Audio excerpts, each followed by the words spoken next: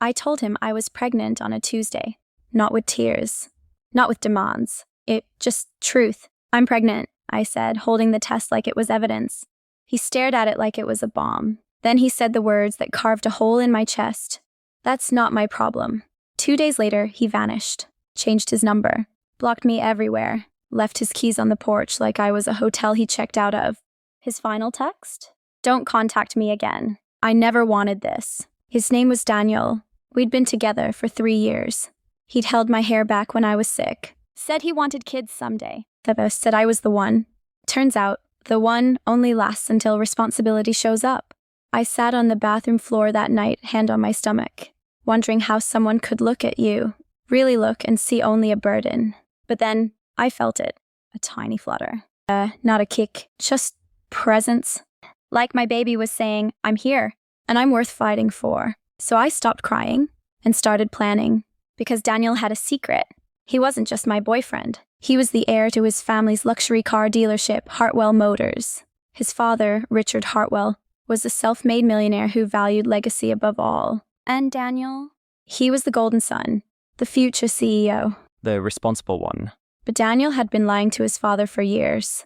About me. About his debts. About the fact that he'd been embezzling from the company's marketing budget to fund his side hustle. A failing NFT art gallery. I knew because I'd seen the spreadsheets. He kept them on his laptop, password Ferrari 123. I never snooped, but when he left, he forgot to log out. So I did what any woman with nothing left to lose would do. I gathered the truth. For 3 weeks, I documented everything. Screenshots of fraudulent transfers. Emails where he blamed market volatility for missing funds. Photos of him using company credit cards at clubs. On vacations, on gifts for his new fling. Yes, he'd already moved on. I didn't confront him. I didn't beg. I just waited. Then, on the day of Hartwell Motors' annual gala, a black tie event covered by local news, I sent an email, not to Daniel, to his father. Subject line, your son's legacy. Attached, a 12-page PDF titled Financial Irregularities, Hartwell Motors Q1, Q3. Signed, a concerned employee. I watched the fallout from my couch, one hand on my belly, the other holding a cup of ginger tea. First, Daniel was pulled from the gala stage mid-speech. Then his father's face on the news, pale, furious. By morning, Daniel was fired. His access revoked. His company MX cancelled. His name scrubbed from the website. He called me from a payphone. Yes, he was that desperate. Voice raw. What did you do? I said calmly, I gave your father the truth. You gave me a baby. Seems fair. You ruined my life. No, I said. You ruined your own. I just handed you the mirror. He showed up at my door a week later, unshaven, eyes hollow. Begged me to take it back.